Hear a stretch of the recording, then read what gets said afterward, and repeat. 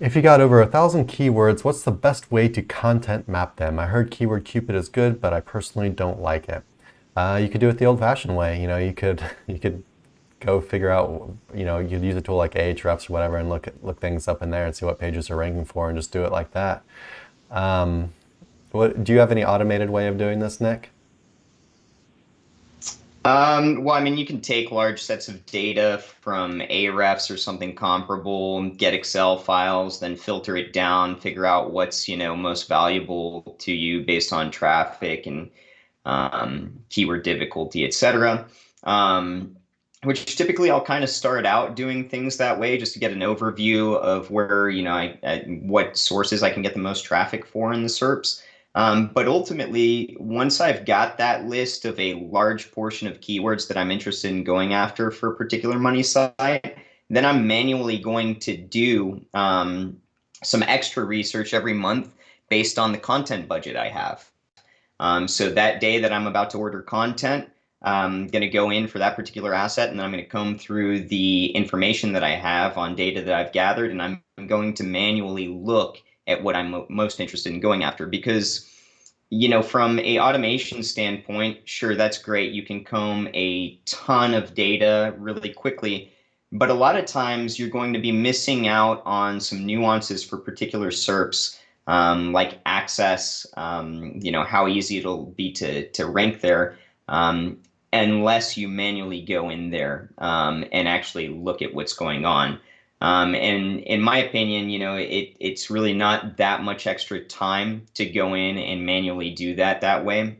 And this could include manually combing the SERPs, maybe using something like Surfer to look for keyword overlap or keyword cannibalization Or issues that might arise, Ahrefs? etc. Yeah, Ahrefs too. But the point being that I'm going to manually spend quite a bit of time, because Yeah, to me, keyword research and making sure that you've got things super done important. properly, I mean, that's your foundation. Yeah. It's going to make everything easier in the long run. And then you'll go back to your master list after you've ordered that content. You're going to say, okay, this is done, this is done, this is done. And then everything I found that kind of goes under the same umbrella, delete that out as well. Boom, you've still got your list for next month, and you keep on rolling, right? So yeah, that's the way I like to do things. It's very automated in the sense that you start with big groups of data, but then you're spending a little bit of time each month, or maybe sometimes two times a month, combing through those things to ensure that you're just getting the best for your Definitely foundation. not as automated as something like KeywordCupid, though, which I think is what he's probably really looking for. And so maybe you don't Yeah. like our answer, but I actually, I still do things uh, pretty manually as well. I like Nick was saying, I really like to get these things right, and I find the way that I am normally doing keyword research is I usually don't get these like huge balls of keywords where it's just like thousands of keywords that don't belong together. I normally am like targeting things on like a page by page level.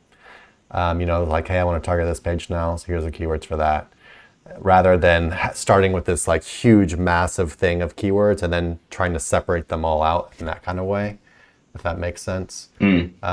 I mean, do you ever do that? Do you ever just end up? I'm pretty sure what they're doing is they're like scraping like the people also ask stuff, and they're just trying to get all those people also ask questions into the right things. Otherwise, I don't really understand how you would just end up with a big ball of keywords that's completely unorganized, right? Or maybe they're just scraping people also asked, or like answer the public, or yeah, answer the public. I don't remember exactly how that one works, but or like the one where if you just type in your keyword and then like a space or the space and like the letter A and see what it all comes up, and then you just like gather, and then you go to B and C and D. You know what I'm talking about? And just gather all those Mm. keywords together. Um, that's just I'm not sure. I mean, for gathering a big ball of data, like typically it's just going to be Ahrefs that I'm going to be using. no. But And so I know, do you ever when you're doing keyword research for a project, do you ever do it this way where you amass a huge ball of data, a huge mass of keywords that aren't organized in any way, and then you're filtering it all out, yeah, or do you normally? yeah, that's what I do. Yeah, that's what I was saying I do at the very beginning. So it'd typically be with Ahrefs, Mm-hmm. where I'm doing keyword research from there. I've decided this is the money site I'm building. It's Mm-hmm. about specific niche. Then what I'm trying to conceptualize is, and this is often by going through competitors, which categories do I want under that umbrella, right? So I've Mm-hmm. got the master topic, I've got my categories, and then doing keyword research in Ahrefs is very simple. You're going to start by looking up all these categories. You're going to filter, a lot of times it's traffic, mainly it's traffic, and you're going to look at all the keywords that fall under those umbrellas as well. And you're just going to keep downloading all of those files and putting them in a large, large sheet. Um, and then from that, you can start to kind of pick and choose, where to go from there as far as really fleshing out all those topical maps.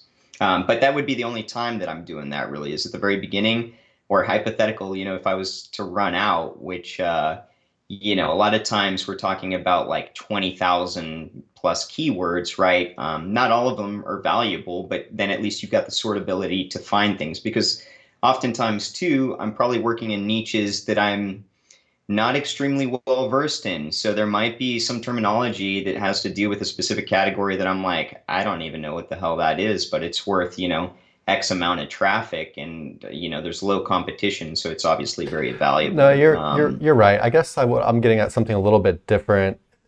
Whereas like, so, you do this keyword research and you do kind of have this mass and then you start kind of separate it into the categories, like you're saying, the categories, which ones are the parents, basically what the site structure is going to look like, right?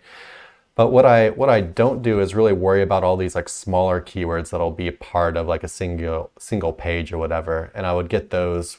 Oh, I sure. basically just get like kind of like the bigger traffic ones or whatever, or not even the bigger traffic ones. I just try to flesh out the categories, and then the smaller keywords that'll be like a part of each of these individual pages. I just kind of get those when I'm using Ahrefs or using Surfer or whatever, rather than trying to like manually organize like every single tiny little keyword. Right? You know what I'm saying? No. Yeah, completely. And yeah, that would be an immense Yeah. a waste of time, in my opinion. I mean, I'm saying that, but then there's some, SEOs that do things differently, that like the minute details, etc. Again, multiple ways to kind of skin the cat. But when I think about it, right, over the years, I've ordered or written tons of content. What are you doing, or what is the writer doing typically? They're going and looking at other articles that are ranking, and they're kind of seeing what the structure is there and rewording things that, hit certain topics. So if you're talking about going after this like master keyword, oftentimes a lot of the PAA and stuff like that are automatically going to be written about within the content. Now, there's ways to make that more, I wouldn't call it efficient, but more effective in the sense that you could get more of those positions if you're really being hard lined in the details and you're really combing through things manually like Chris was talking about. But at that point in time, you've got to pick and choose. What kind of SEO are you? Are you somebody that's going after a large amount of data and you're trying to put out as much content to go after this wide blanket? Or are you somebody that's trying to be more like a lot more specific? You aren't after the conglomerate structure of like some super authority website, and you're trying to really just put out all the best content that's going to create the umbrella for a specific topic. Where this would vary is, for me, if I'm building a huge affiliate website, then I want to be a authority on that subject matter. But if you're more niche down, maybe you do e-com and you make this specific kind of product, right? Then it can be worthwhile to take your time and really comb through that specific product and everything in the umbrella around it, right? To solidify that you're the authority on that. So it's two way different viewpoints trying to go after the same thing, which is SERPs, right? But one's more of kind of a local oriented kind of mindset versus a conglomerate, just, feed me traffic and it's going to funnel into money in some way, shape, or form, which is, primarily what I'm after. Hey everyone, thanks for watching. Be sure to check the links below for more info on this topic, as well as other cool stuff like SEO case studies, our Facebook community, and our link building services. And like always, please like, comment, and subscribe if you enjoyed the video. Thanks, and happy ranking.